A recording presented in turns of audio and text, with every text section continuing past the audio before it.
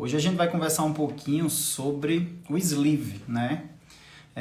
De uma série de lives que eu faço aqui, que tem como objetivo ajudar você que está no antes ou no depois da cirurgia bariátrica, né? A alcançar um bom resultado, uma boa perda de peso, controle das suas comorbidades, através do conhecimento, né? Então, informação é muito importante para que vocês tenham um bom resultado. Boa noite, Regiane, boa noite a todos. Catiane, boa noite. Então, é muito importante a informação para que vocês tenham bons resultados após a sua cirurgia. A cirurgia, como eu falo aqui, sempre é pontual. É a parte mais fácil do tratamento. O restante, vocês seguindo as orientações, né, procurando se informar, vocês vão ter bons resultados aí no seu tratamento da obesidade e doenças que se relacionam, são agravadas ou causadas pela obesidade, tá? E aí, doutora Maíra, bem-vinda. Então, pessoal, começando aqui, eu acho importante a gente conversar um pouco sobre o que é o sleeve, né? O que é a gastrectomia vertical, né? Então, a gente sabe que o sleeve é uma das principais técnicas cirúrgicas, tá, realizadas para o tratamento da obesidade e das doenças que se relacionam à obesidade. Então, nós temos aí, historicamente, que o sleeve vem se destacando, né, principalmente na última década, como a principal técnica realizada nos Estados Unidos e no Brasil, muito provavelmente, já deve ser a principal técnica realizada. Historicamente, o bypass gástrico, que é uma outra técnica cirúrgica, ela foi mais realizada no mundo e no Brasil também. Só que o Brasil ele vem aí depois dos Estados Unidos com o sleeve como uma técnica cirúrgica, técnica bariátrica, mais realizada aí para o tratamento da obesidade. Então, a cirurgia bariátrica, a gente sabe que é o tratamento mais eficaz para obesidade. É um tratamento que é basicamente indicado nos casos mais graves de obesidade, mas a gente sabe que tem benefício nos casos iniciais, os casos mais precoces de obesidade. E como qualquer doença, né? Como qualquer doença, a gente sabe que quando a gente trata uma doença precocemente, melhores são os resultados, tá certo? Então há uma tendência aí para a gente cada vez mais adotar a cirurgia bariátrica em situações de obesidades mais precoces, mais iniciais, por causa que os resultados são melhores e mais duradouros. Então o sleeve ele tem aí esse papel como uma técnica primária, ou seja, o paciente tem obesidade, já tenta o tratamento clínico há 2 anos, isso o CFM, a ANS endossam isso.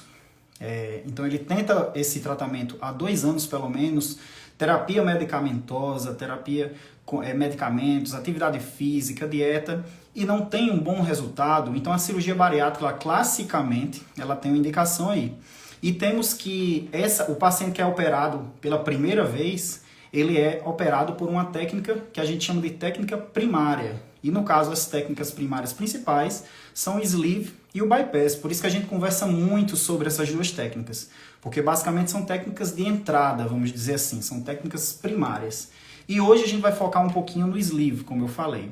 Então o sleeve, pessoal, nada mais é do que, a grosso modo, de uma forma simplista, nada mais é do que a tubularização do estômago. A gente tem um estômago, que é o órgão ali, logo no início do nosso aparelho digestivo, vem a boca, esôfago, que é um tubo que leva o alimento até o estômago. E o estômago é um saco, né? Ele tem forma de saco, uma grande sacola. Então, esse estômago, a gente basicamente no sleeve, a gente vai tubularizá-lo, a gente vai transformá-lo num tubo, ou de forma mais semelhante, numa manga, como se fosse uma manga de camisa longa. Por isso que em inglês o nome é sleeve, porque esse nome sleeve quer dizer manga, né? Manga de camisa, aquela manga longa. Então, basicamente a gente vai transformar o estômago num órgão tubularizado, certo? E como é esse tubo? Nosso estômago tem mais aproximadamente 1,5 litros a 2 litros de volume. Então, se a gente fosse capaz de enchê-lo totalmente de água, por exemplo, daria mais ou menos 1,5 litro a 2 litros de volume, de capacidade. Quando a gente tubulariza o estômago, quando a gente opera, quando a gente faz o sleeve, esse estômago passa a ter um volume muito reduzido. Tá?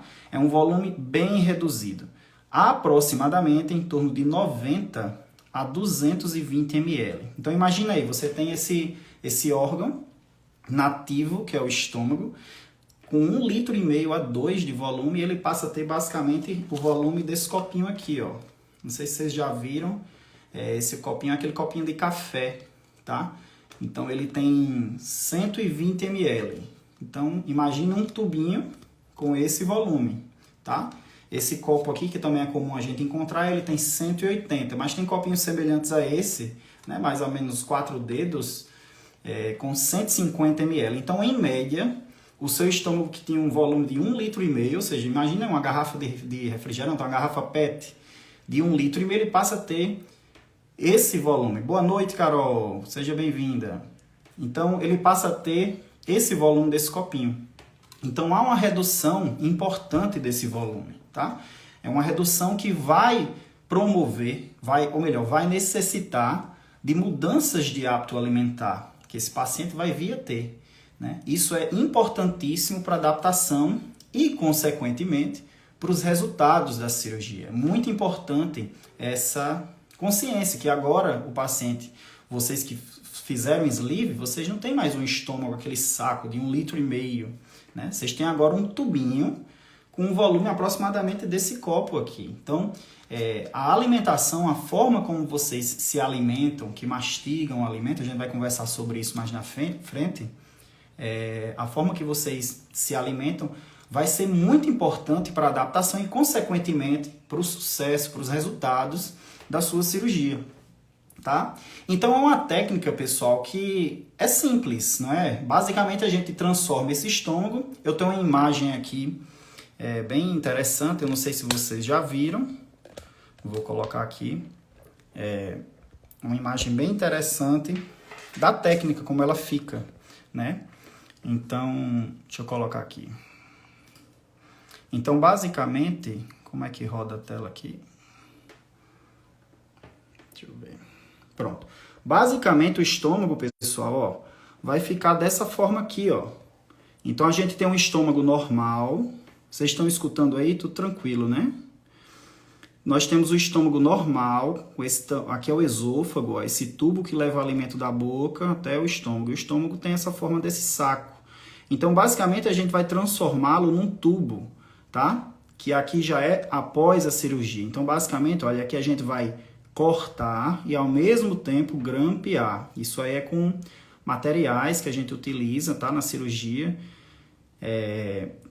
bem modernos, né? Nas últimas décadas esses materiais eles evoluíram muito em segurança, então basicamente a gente não vê complicações inerentes ao material em si, ao grampeador. Então esse grampeador é um grampeador que ele, ao mesmo tempo que ele corta, ele grampeia. Então essa parte aqui, pessoal, ó, essa parte sai, essa parte do chamado fundo do estômago, que é essa parte aqui mais alta.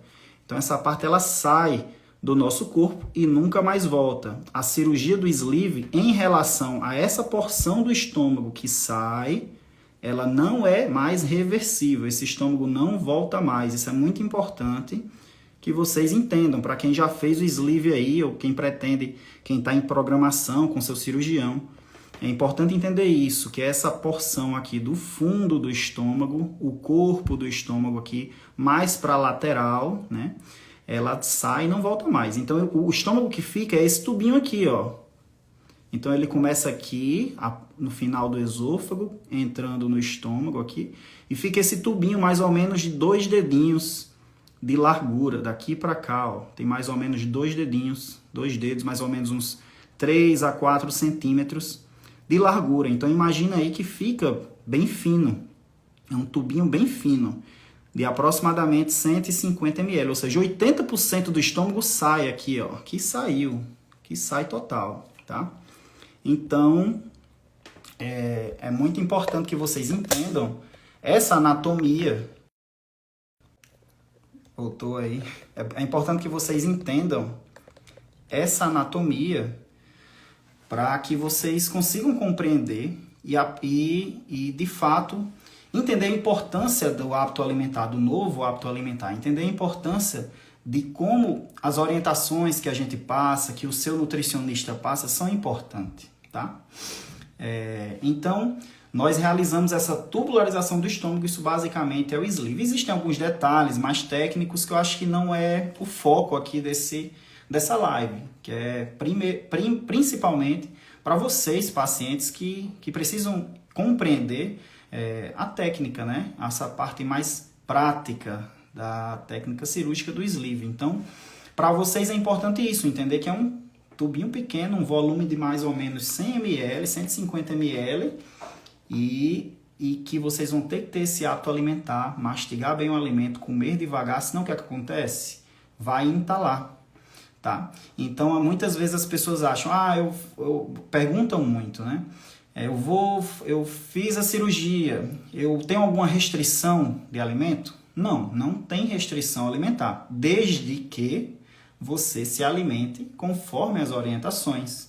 Se você quiser comer rápido, grandes pedaços, deglutir, ingerir grandes pedaços, comer muito rápido, uma refeição de 15 minutos, isso aí com certeza você vai ter algum sintoma de entalo, algum incômodo ou mesmo até dor. Então, a gente orienta que vocês sigam as orientações alimentares, tá?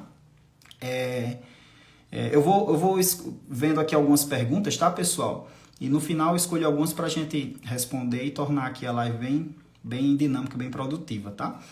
Deixa eu pegar só um lápis e um papel. Então é importante esse hábito alimentar, tá certo? E basicamente as pessoas no início da cirurgia bariátrica, ali mais ou menos há 15, 20 anos, achavam que a cirurgia bariátrica ela tinha sua ação porque você diminui o volume, né, do estômago, a capacidade desse estômago de comportar alimento. Então, qual é o raciocínio lógico? O raciocínio que a gente tem é que vai comer menos porque não cabe tanto. E não cabendo tanto, comendo menos, você vai engordar menos, ou melhor, você não vai engordar, vai emagrecer porque você vai estar comendo pouco. Mas a gente sabe que isso é o que a gente chama de restrição, é o aspecto restritivo do sleeve, ou mesmo do bypass, que também diminui bastante o volume do estômago. Diminui até mais do que o sleeve. Mas isso é o aspecto restritivo da doença. E a gente sabe que não é a pura restrição, a pura redução do volume do estômago o responsável pelo emagrecimento do paciente, pelo tratamento das suas doenças relacionadas. A gente sabe que tem esse aspecto restritivo, mas não é o principal ponto. Então não é simplesmente uma restrição, não é uma simples redução de estômago. A gente até evita falar esse termo, eu fiz a cirurgia de redução de estômago, como se fosse algo lógico, reduzir o estômago, como menos, logo vou emagrecer. E não é assim. Existem outros fenômenos relacionados aí com a cirurgia bariátrica que são muito mais importantes do que a simples e pura restrição, a simples e pura redução do volume do estômago, tá bom? Então a gente vai entrar agora, basicamente a gente sabe que não é restrição e também não é mal absorção, tá? Vamos falar em uma próxima live sobre o bypass, né? Em breve. E o bypass envolve má absorção. O bypass envolve um desvio de trânsito. Depois a gente fala sobre isso. Mas basicamente a gente deixa uma parte do intestino sem receber alimento. Então inicialmente a gente achava que essa porção que não recebe alimento, o alimento passa direto, vamos dizer assim, né? Não é absorvido e a pessoa não engorda. Então também não é só mal absorção. Tá? Mas voltando para o sleeve, que basicamente a gente vai tubularizar o estômago, não é só a redução do volume do estômago que causa o emagrecimento. E como é que se dá, pessoal, esse emagrecimento? É muito importante que vocês entendam isso, porque ao entender como funciona o sleeve, né, e inclusive o bypass, a gente consegue otimizar Se a gente entende a ferramenta que a gente possui, se a gente consegue compreender como essa ferramenta funciona, por exemplo, uma tesoura, se a gente sabe como ela corta o papel de maneira adequada, a gente consegue cortar melhor esse papel. Então a mesma coisa é a cirurgia que vocês têm, que quem realizou o sleeve ou quem pensa, quem está em preparo. Vocês têm, entendendo como ela funciona, vocês conseguem com que ela funcione melhor. Então esse é o objetivo aqui dessas lives, dessa informação que eu sempre passo aqui para vocês. Então, basicamente, o sleeve ele vai ter algumas principais ações. Existem várias formas que o sleeve atua, tá?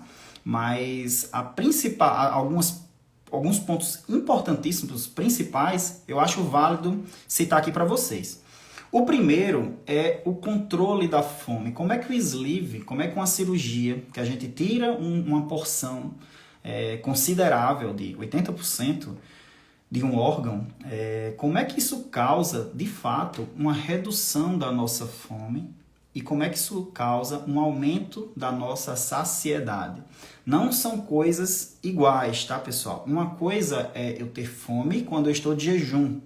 Outra coisa é eu estar saciado, eu estou comendo, certo? Me alimentando. E ficar cheio, saciado, satisfeito. Então, a fome e a saciedade são efeitos importantíssimos que são modulados, controlados pela cirurgia, tá? Então, isso aí é um dos principais pontos de ação da cirurgia bariátrica. No caso aqui específico, a gente está comentando o sleeve, que vai causar uma redução da fome e um aumento da saciedade. Agora, como ele faz isso? A resposta, pessoal, ela vem sendo buscada aí nas últimas décadas e a gente já sabe muita coisa a respeito disso. A gente sabe que o nosso intestino, o nosso sistema digestivo, esôfago, estômago, o intestino delgado, que é aquele intestino que tem mais, aproximadamente 5, algumas pessoas têm até 10 metros de intestino, que é uma grande mangueira que absorve os nutrientes, e o intestino grosso, eles, além de terem essa função de absorver os nutrientes, ele é um grande órgão endocrinológico. O que é isso? É uma grande glândula, ela produz hormônios, produz substâncias, várias, algumas até a gente nem descobriu ainda, tá? Então, produz diversas substâncias que são importantes, e nesse aspecto que a gente está discutindo aqui, são muito importantes no controle da fome, certo? E no controle da saciedade. E esses hormônios, eles se comunicam com quem? Com um centro no nosso sistema nervoso central, tá? Um centro no nosso cérebro que controla a fome. E isso aí está muito relacionado, tá bom, pessoal, com um sistema de recompensa, ou seja, da gente ter algum estímulo, por exemplo, comer e se sentir satisfeito, recompensado, tá bom? Então, esses hormônios, já conhecemos vários desses hormônios, tá? Eles são potencializados após a cirurgia bariátrica, tá? E por que uma pessoa, por exemplo, vamos dizer assim, come um determinado alimento, um sanduíche, um fast food desse? Por que uma pessoa, é o famoso magro de ruim, que a gente chama aqui no Nordeste, né? Come e não engorda. Enquanto tem outros que basta comer uma coisinha, um sanduíche, e se continuar nisso, ganha peso mais rápido.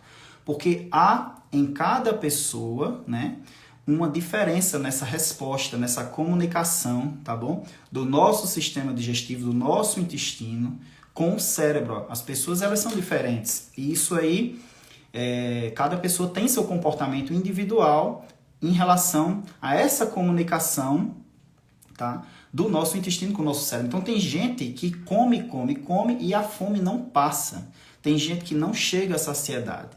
Tem gente que come um pouquinho, já está ali satisfeito. Tem gente que come muito doce. Tem gente que não aguenta comer um pouquinho de doce, já está satisfeito, já está enjoado quase. Não quer continuar.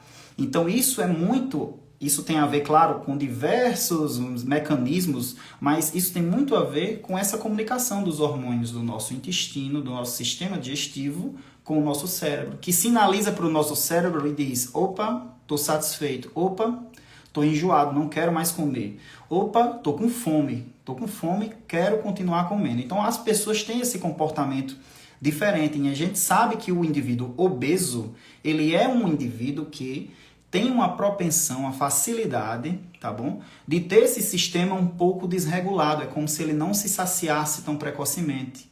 É como se ele sentisse mais fome, mais precocemente quando está de jejum. É verme, Katinha, né? Pode ser verme também. Mas, enfim, então pode ter essa comunicação intestino-cérebro alterada, e principalmente essa questão da recompensa. O indivíduo ele não se satisfaz, não se sente recompensado ali com o alimento. Então ele tem comportamentos muitas vezes até compulsivos, que já é um transtorno de comportamento, é um transtorno psiquiátrico, então, que pode culminar com o ganho de peso, tá? Mas o indivíduo obeso, ele antes de ter um peso elevado, ele é obeso, tá? Por isso que a gente tem filhos de obesos com mais facilidade de serem obesos, tanto pelos hábitos dos pais, né, que são normalmente hábitos mais desregulados, e a questão genética mesmo, da propensão do organismo mesmo de ganhar peso. Ale Caetano. Não dá para consertar essa comunicação toda? Dá sim. A cirurgia bariátrica, ela basicamente é como um professor meu falava, né? Dr. Igor, um grande professor. Ele falava que a fiação, vamos dizer assim, né? A fiação do intestino com o cérebro, a cirurgia bariátrica altera essa fiação aí. Então ela altera, o termo mais correto, ela altera essa comunicação. Então a cirurgia, no caso o sleeve, que a gente está falando aqui hoje, ela vai alterar essa comunicação, ela potencializa hormônios que são liberados no nosso sangue, tá? Que vão sinalizar para o nosso cérebro uma saciedade precoce. Então, para quem já operou, e pode até deixar aí, deixar aí no chat, a saciedade chega muito rápido, com uma quantidade muito pequena de alimento. Muitas vezes você não precisa nem se alimentar, só em sentir o cheiro de algum alimento, você já se sente, opa, não estou com fome, eu não quero comer isso. Porque às vezes o estímulo está tão sensível por causa da cirurgia que ele bloqueia ali, o paciente fica saciado, a saciedade em excesso, né? Vamos dizer assim, ela causa enjoo, causa assim, a repulsa pelo alimento. Tem gente que muda as preferências alimentares, isso é muito comum. Então, alimentos mais calóricos, alimentos mais ricos em óleos, gorduras, alimentos muito ricos em carboidratos, que são as massas, farináceos, derivado aí da farinha de trigo, farinha de mandioca, farinha de milho. A pessoa às vezes tem... ela não prefere mais alimentos que antes da cirurgia ela gostava, porque justamente altera essa comunicação com o intestino, do intestino com o cérebro. Quando a gente tenta perder peso, fazer o tratamento da obesidade com dieta, por exemplo, havendo uma restrição alimentar, diminuindo a ingesta de alimentos, o nosso organismo vai se comportar na contramão da cirurgia bariátrica. Nosso organismo ele tende a aumentar mais a fome e tende a diminuir a saciedade. Então, quando a gente tenta perder peso, fechando a boca, tipo, com dietas muito restritivas, fazendo aquela dieta, né? Tem várias dietas aí que existem, mas fazendo uma dieta muito restritiva, você pode conseguir ali no início, mas a tendência é que o nosso organismo entenda, opa, está faltando alimento. No ambiente da pessoa está faltando alimento. Então o que é que o organismo faz? Ele aumenta a fome para que esse indivíduo procure mais alimento, tá? Ele explore mais o ambiente. Porque a gente tem que raciocinar que a gente não foi feito há 100 anos atrás. A gente está aqui na Terra há milhões de anos. Então, esse sistema ele existe há milhões de anos no nosso organismo. Tá? Então, quando você tende a fazer uma dieta apenas restringindo o alimento, você vai ter mais fome, você vai ter menos saciedade, porque o seu organismo vai entender, opa, está faltando alimento, está havendo uma falta de nutrição para essa pessoa. Então, a gente precisa procurar mais. A cirurgia... ela faz justamente o contrário. Ela altera a comunicação desses hormônios com o nosso cérebro de maneira que passa a mensagem para o cérebro de que está saciado, não precisa de mais alimento, que não tem fome. Ou quando começa a comer, a saciedade vem rápido. E quando está no jejum, a fome demora a vir. Então, Isso aí é o comportamento após a cirurgia. Alguns medicamentos que foram lançados aí nos últimos anos no mercado são medicações que simulam esses hormônios naturais, né? Então, nós temos aí várias medicações e elas simulam esses hormônios que são produzidos, tá? Mas são análogos, eles não são os hormônios endógenos, no caso, que a gente produz, que o nosso organismo produz.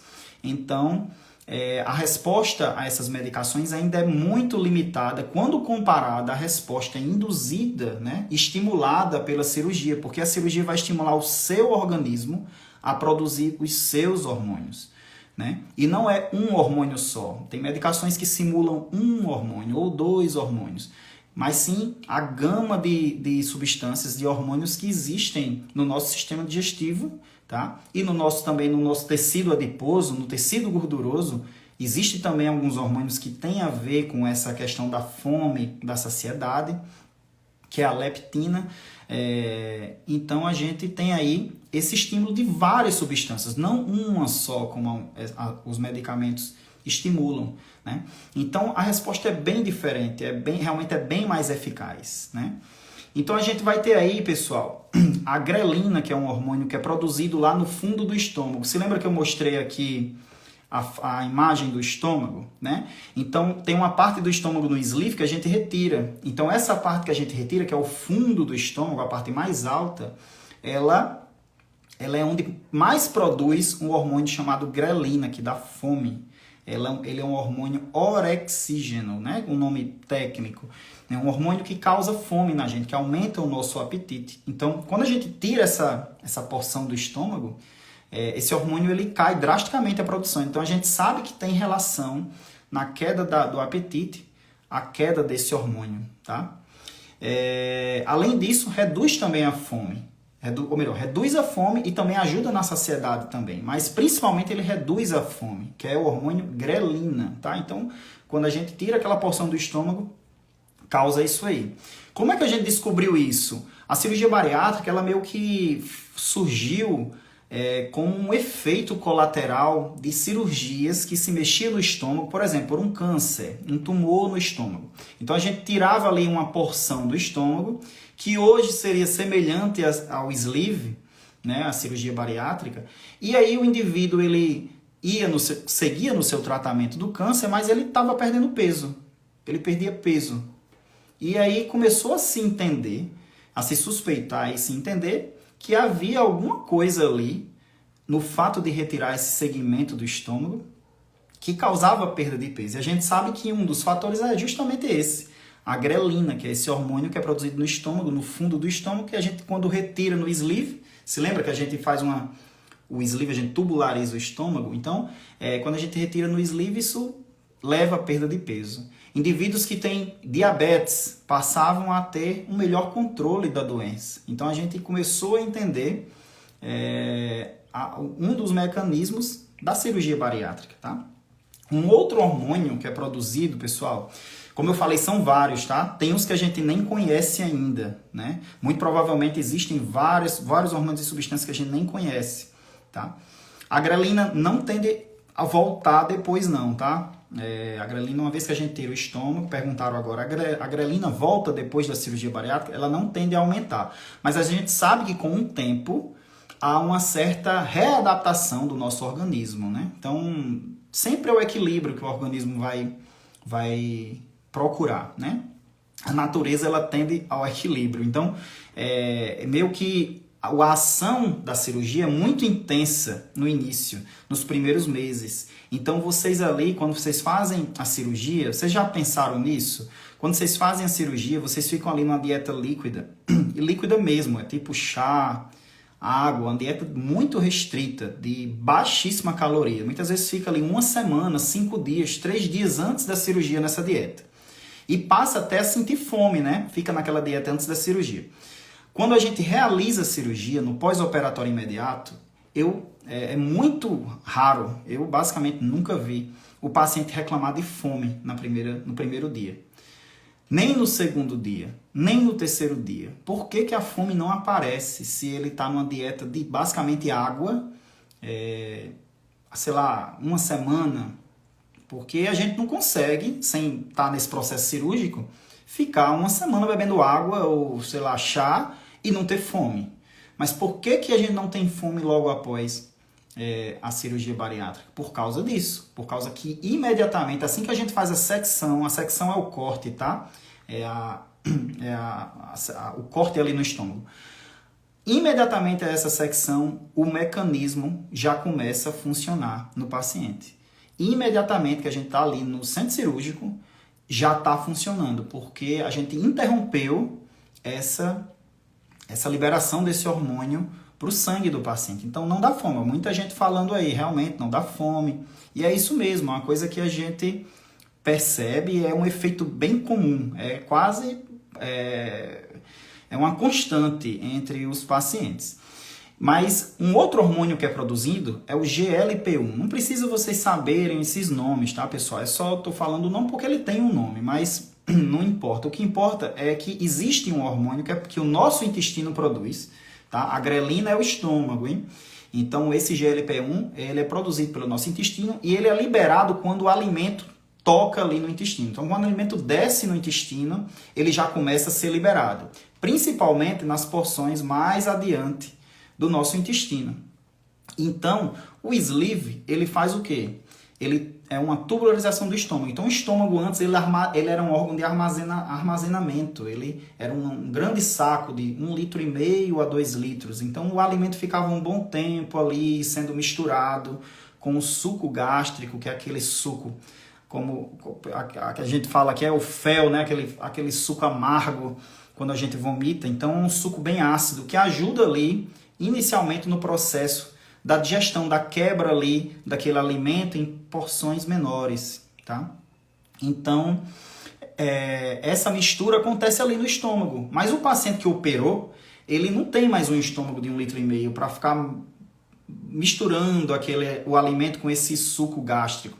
Ele tem um tubinho só. Então esse tubinho ele não armazena mais nada, não tem como armazenar. Ele é um tubo agora que basicamente ele transfere o alimento rapidamente para o intestino.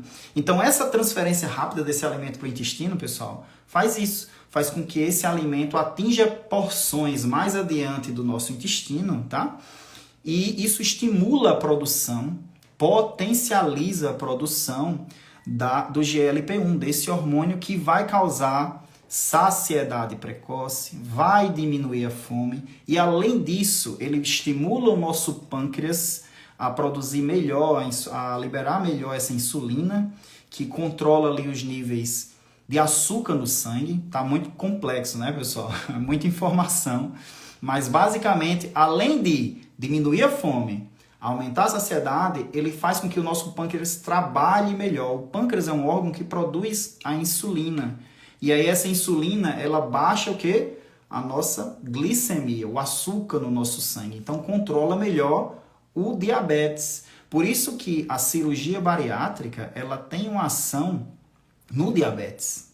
Por isso que não se chama só cirurgia bariátrica. O nome bariátrica vem da sua relação com o peso, basicamente, a redução do peso, né? Ela é também uma cirurgia metabólica, porque ela vai ajudar nesse metabolismo. E a fome, saciedade, controle da glicemia, tá? Resistência insulínica, pressão, hipertensão arterial, tudo isso está muito relacionado com o nosso metabolismo. Então, por isso que o nome também é cirurgia metabólica, tá? Então, toda cirurgia bariátrica, basicamente, ela é metabólica, porque a função meio que ela age nessa forma. GLP-1, exatamente, esse é o hormônio, tá, que eu falei. Além disso, o GLP-1 ele promove uma lentificação do nosso intestino. É como se ele diminuísse a velocidade com que esse intestino trabalha. Isso é um efeito que basicamente está relacionado com a nossa saciedade precoce. Então a gente vai ter redução da fome, aumento da saciedade, já no estômago que retirou a grelina, né?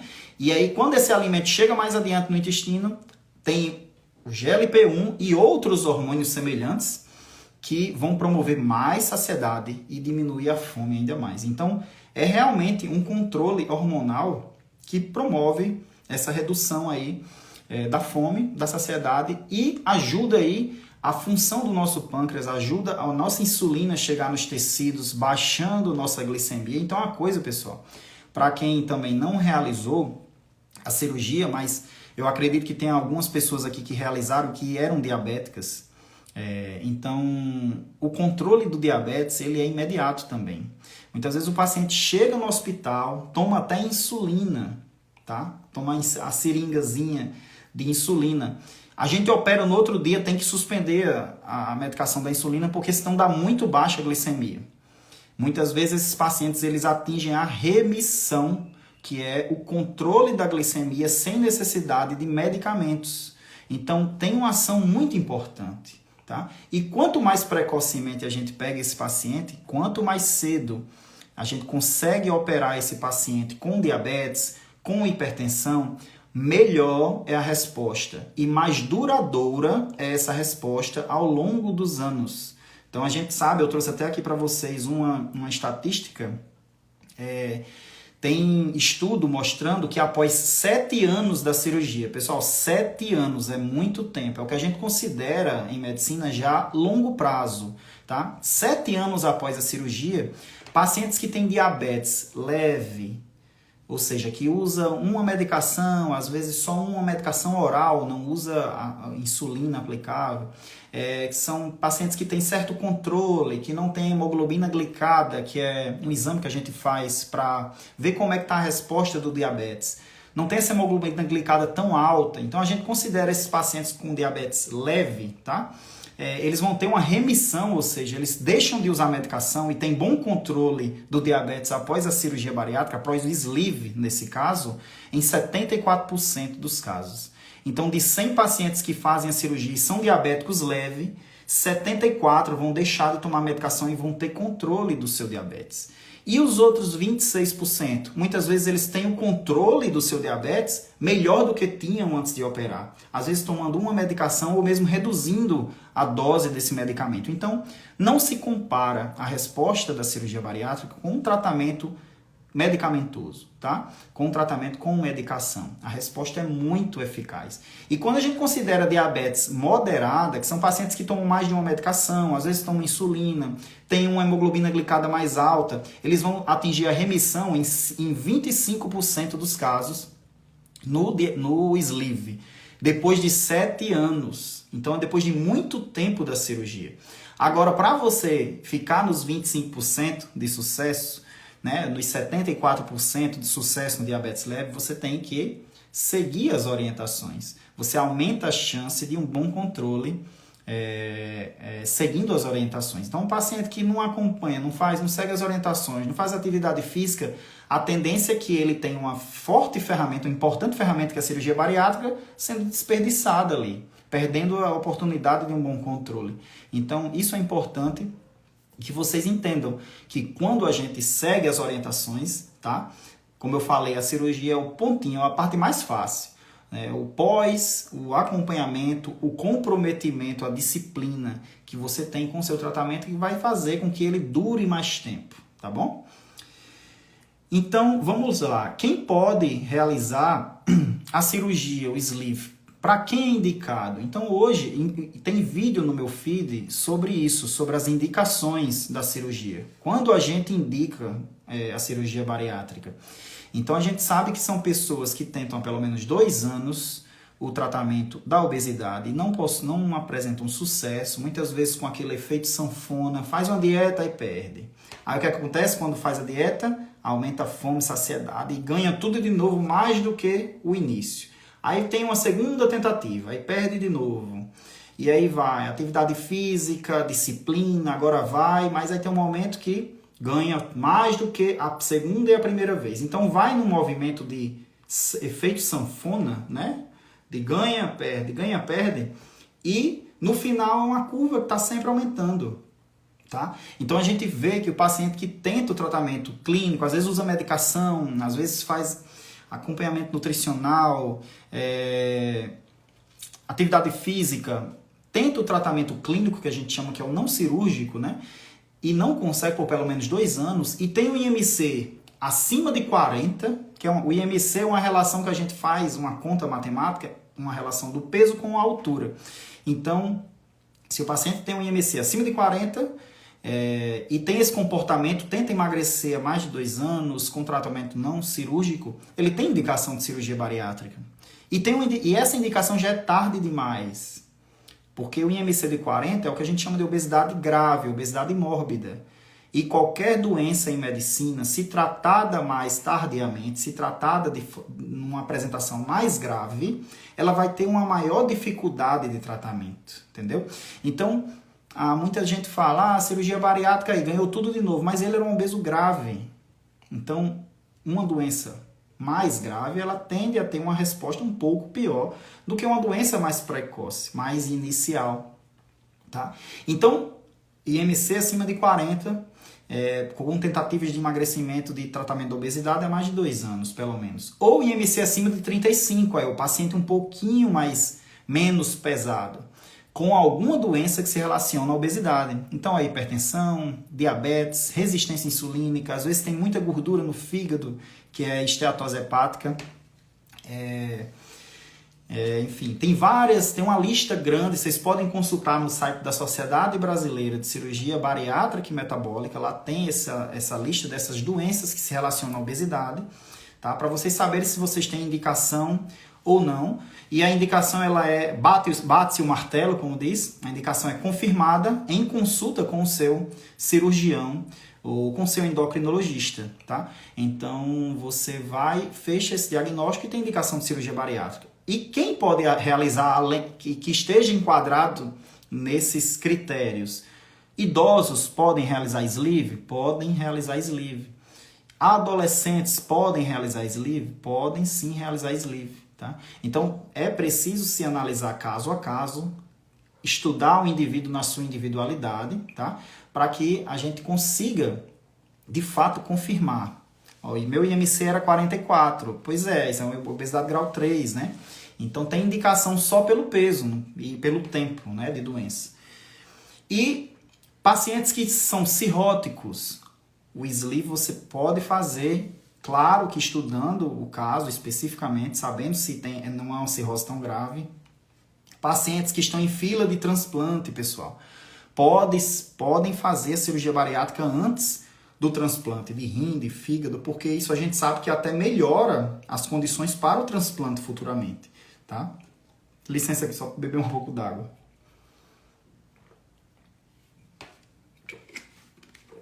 Então, a cirurgia bariátrica, ela baixa o risco cirúrgico de outras cirurgias que esse indivíduo precise.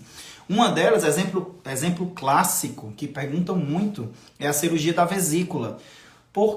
Doutor, por que não fazem a cirurgia da vesícula junto da minha bariátrica? Já aproveitava ali e fazia as duas. Pode ser feito? Pode.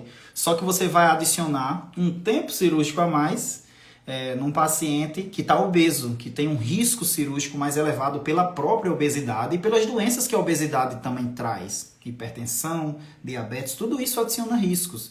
Então a gente evita estar colocando cirurgias em conjunto. Hoje uma seguidora perguntou, eu tenho miomas, eu posso fazer a cirurgia de miomectomia ou a histerectomia, que é a retirada do útero, posso fazer em conjunto com a bariátrica?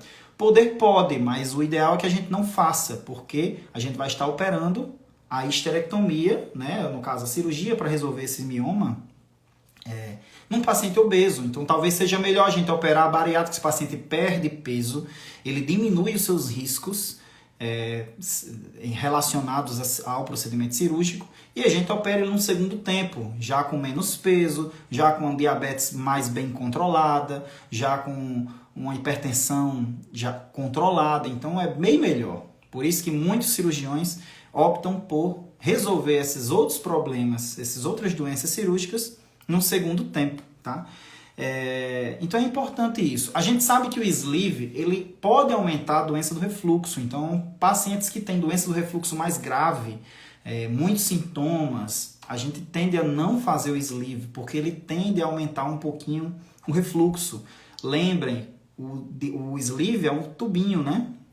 Um tubinho que a gente faz no estômago. Então, o alimento para descer ali, ele desce com mais dificuldade. É como se ele entra numa zona de alta pressão. Então, a tendência dele voltar, dele refluir de volta para o esôfago é maior. Então, quem já tem doença do refluxo mais grave, muitas vezes a gente contraindica a técnica sleeve. A gente tende aí a fazer, no caso, um bypass ou outra técnica que não envolva o aumento das pressões dentro do estômago, tá? São informações mais técnicas, mas é por isso que cirurgia bariátrica não é receita de bolo. Por isso que é muito comum perguntarem, sleeve ou bypass, qual é a melhor? Depende, porque cada uma tem a sua vantagem, as suas vantagens e as suas desvantagens. Cada uma se aplica melhor a um perfil de paciente, enquanto que determinado perfil de paciente já não é tão bom a gente fazer essa técnica. Então, por isso que a cirurgia bariátrica não é receita de bolo, não é puramente uma opção. Eu gosto mais do sleeve, eu vou fazer o sleeve. Não é bem assim, tá, pessoal? Ok, e como a gente, finalizando a live, a gente está perto de chegar em 1 hora já, mas como a gente, a principal informação, né? Como a gente otimiza o nosso sleeve, como a gente consegue usar dessa ferramenta que é a cirurgia bariátrica, a técnica sleeve, né? A gastrectomia vertical é um nome, um outro nome para o mesmo procedimento. Como a gente consegue otimizar? Primeira coisa é entendendo a informação, a educação, entendendo o que é que foi feito no seu sistema digestivo. Então, uma vez que você entende que seu estômago agora é isso aqui, é um copinho, um tubinho com volume desse copinho aqui, você vai entender, opa, eu não posso me alimentar em 15 minutos. Opa, eu tenho que mastigar bem o alimento, senão eu vou entalar. Eu operei, eu sempre entalo, essa cirurgia não presta, eu sempre entalo, isso aí não presta, a cirurgia bariátrica. Como é que você está comendo? Você entende que seu estômago agora tem um diâmetro, né? Uma largura de 2 dedinhos? Você já imaginou o alimento descendo por esse tubo de 2 dedinhos? Então você tem que entender isso para que você consiga otimizar. Então por isso que é muito importante mastigar bem o alimento, processar bem o alimento. A fonoaudiologia, os profissionais da fonoaudiologia são importantíssimos, principalmente no início, que basicamente é a adaptação, é a mudança de hábito alimentar, acontece ali, antes mesmo da cirurgia. Tem muitos fonoaudiólogos, e isso eu oriento também, foi uma sacada, uma orientação muito inteligente, muito prática, é que antes da cirurgia vocês passem a se alimentar com talher de sobremesa, garfo pequenininho de sobremesa, colherzinha de sobremesa, para entender que tem que colocar pequenas porções na boca e mastigar bem. Passa a mastigar ali com 1 minuto, contado no relógio. 1 minuto mastigando cada garfada. E aí você consegue adaptar. E aí você tem ótimos resultados. Boa adaptação, não tem sofrimento. Então, eu vou ter restrição de algum alimento? Não. Você vai ter que adaptar cada alimento a essa nova técnica. Então é importante essa adaptação. Eu diria que é mais da metade do sucesso do tratamento. Tá? Então outra coisa, comer devagar, mastigar bem o alimento, evitar beber junto do alimento sólido, porque isso vai promover ali aquele efeito, tem no meu feed também isso, que eu deixei uma postagem, mas vai dar aquele efeito do funil, quando você joga areia e água no funil, a areia vai entupir ali, vai descer devagar, daqui que aquilo desce, às vezes causa entalos que tem que ser resolvidos com endoscopia. Alimentos muito fibrosos, bagaço de laranja, jaca, essas coisas que são muito fibrosas, às vezes entala e não desce, tem que tirar com endoscopia mesmo, então é importante, tá? É isso aí, a Lê Caetano, eu como no prato de sobremesa para não perder a noção da quantidade. Exatamente, vocês criem a forma que vocês acharem melhor para ter essa noção de quantidade. E por comer menos, pessoal, por ter menos fome, por ter mais saciedade, também tem que comer de forma mais regular para evitar a hipoglicemia, para evitar que ali a glicose caia demais. Porque você se deixar, fica muito tempo sem comer e não sente fome. Então tem que ter o hábito regular, comer direitinho conforme a orientação do seu nutricionista, para também não chegar no outro extremo, né? Em que você tem hipoglicemias, tá certo?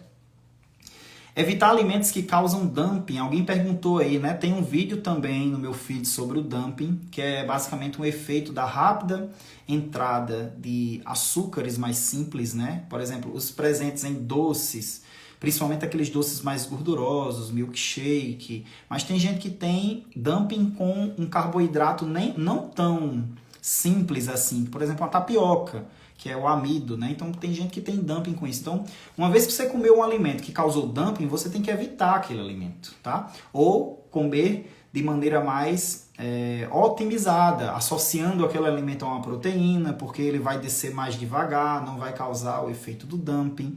Isso aí são as orientações nutricionais que vocês têm que seguir para que vocês não tenham sofrimento, tá? Não tenham sintomas incômodos com a alimentação. Se você segue a orientação, pessoal, vocês aumentam muito a chance de um hábito alimentar saudável. Tanto que tem muita gente que pergunta, até é engraçado, pergunta, eu não sinto nada, eu não sinto dor, não tenho entalos. É normal? É normal, é mais do que normal. É isso que a gente espera, né? Que aconteça, que seja o pós-operatório de vocês. O normal é não sentir nada, o normal é ter uma evolução boa, saudável, sem incômodos, sem complicações, né? Sem sofrimento, tá? E realizar, pessoal, o acompanhamento. Tem gente que vem para o consultório depois de anos sem acompanhar. Aí tá com desbalanço nutricional, vitaminas, tá com proteína baixa. Então, são complicações que são facilmente controláveis se o paciente vai no seu acompanhamento, minimamente, o acompanhamento anual, pelo menos. Licença aqui, por favor.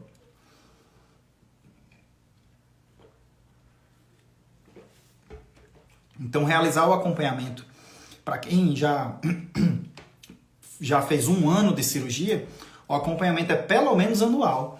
E a partir daí, se houver necessidade, esse acompanhamento ele pode ser mais frequente. Mas no primeiro ano, no primeiro ano, na minha prática, dos colegas que trabalham aqui em Natal, normalmente a gente tem consultas bem frequentes no início. Então, 15 dias de pós-operatório, alguns colegas atendem com 1 semana após a cirurgia, já querem ver o paciente, depois 1 mês, 3 meses, 6 meses, 9 meses ou 1 ano, e aí faz o acompanhamento. Se o paciente lá acompanha, a gente consegue identificar situações no início. E quando as coisas são identificadas no seu início, são mais simples e fáceis de se resolver, tá? Inclusive complicações cirúrgicas, né? Que são raras de acontecer, tá certo? Mas que acontecem. E quanto mais precocemente a gente consegue identificar, melhor. Tá certo? Eu vou ver aqui algumas perguntas, tá, pessoal? Se alguém deixou.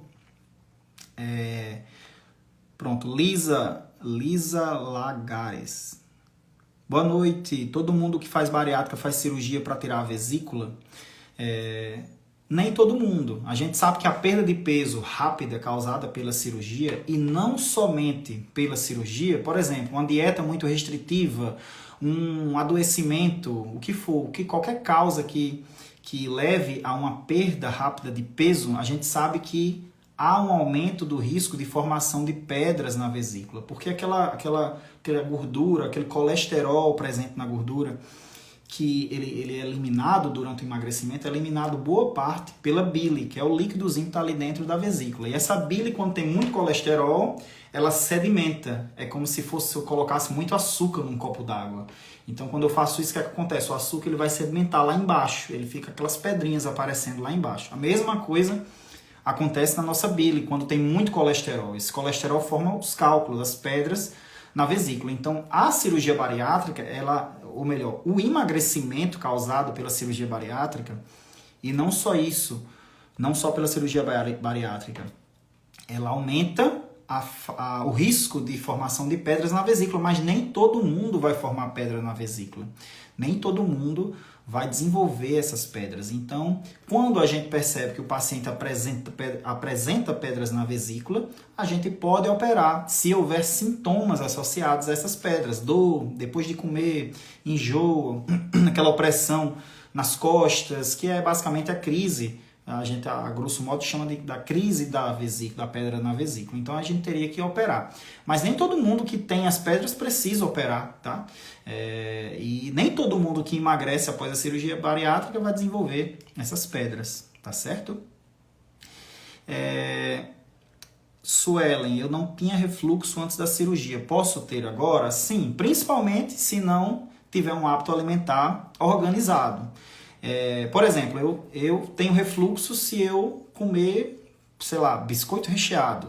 Não costumo comer isso, mas me dá queimação, volta, que eu sinto voltar no esôfago, então eu evito esse tipo de alimento.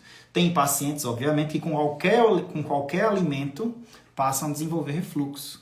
Então, aí é basicamente ir para o seu cirurgião, para o seu gastroenterologista, para fazer uma avaliação organizada, endoscopia, para fazer o diagnóstico formal de doença do refluxo gastroesofágico. Nem todo episódio de refluxo é doença do refluxo. Às vezes a gente, sei lá, come uma comida mais gordurosa, um churrasco, ou então faz uso de bebida alcoólica, e tem pessoas que têm refluxo após esse exagero, né? Essa alimentação fora do normal. Isso aí não é doença do refluxo. Isso aí é o refluxo que acontece quando a gente come demais, ou enfim. Então, o diagnóstico de doença do refluxo, ele tem que ser feito, realmente é um diagnóstico, tem que ser feito no consultório, não é só sentir aquilo pontualmente que já está com doença do refluxo, não, tá? Aí, Maria Clara, qual o melhor método, sleeve ou bypass? É uma pergunta comum. Na verdade, não existe um melhor método, né? Eu falei até aqui um pouquinho antes. O que existe é um método mais adequado a cada paciente. Então, essa live vai ficar aqui gravada, você pode ver depois dela, que eu falei exatamente a resposta da sua pergunta, há poucos minutos atrás. Hérnia de hiato. A hérnia de hiato, pessoal, é uma folga ali naquela transição do estômago, do esôfago para o estômago. O esôfago e o estômago, eles passam por um hiato, um espaço, tá? E esse espaço às vezes é folgado. Então, quando há essa folga, pode acontecer mais refluxo. Então, a hérnia de hiato pura e simples, sem sintomas, normalmente não precisa ser operada, né? A gente não considera a presença de hérnia de hiato como um motivo para operar, tá? Mas hérnia de hiato, na vigência de doença do refluxo, aí sim a gente tem que corrigir essa hérnia, porque ela pode estar predispondo a esse refluxo, tá? Então, pessoal, chegamos a 10 horas da noite, 1 hora de live. Eu espero que tenha sido muito proveitoso para vocês, tá? Quem acompanhou desde o início, ou quem chegou agora no meio, no final, espero que tenha sido bastante produtivo. Tem muita informação que eu não passei aqui, mas basicamente o principal que eu acho que é muito importante que vocês entendam no sleeve, a gente conseguiu conversar de uma maneira legal aqui com vocês. E o principal, que vocês usem essa informação para otimizar o tratamento de vocês, para aproximar vocês de onde vocês querem chegar, claro, sempre claro, dentro da realidade, tá? Dentro das expectativas. As expectativas precisam estar ajustadas. Tem muita gente que quer fazer bariátrica porque quer atingir um peso X. E se não atinge aquele peso X, na cabeça fica, não funcionou. Então é importante que a gente entenda que a cirurgia bariátrica não é assim. Ela tem um comportamento estatístico de todos os pacientes operados, a gente sabe mais ou menos como vai se comportar. Então é importante a gente ajustar a expectativa, tá? É uma coisa que eu converso muito com os pacientes no consultório, que a gente tenha esse ajuste de expectativa, que o que a gente espere não seja maior do que a realidade, porque isso aqui é igual a infelicidade, né? Então a gente tem que estar com a expectativa ajustada à realidade. Uma vez do que a gente espera, ela se ajusta ao que vai acontecer, o que pode acontecer, a gente fica feliz, no sentido de a gente não se frustra, né?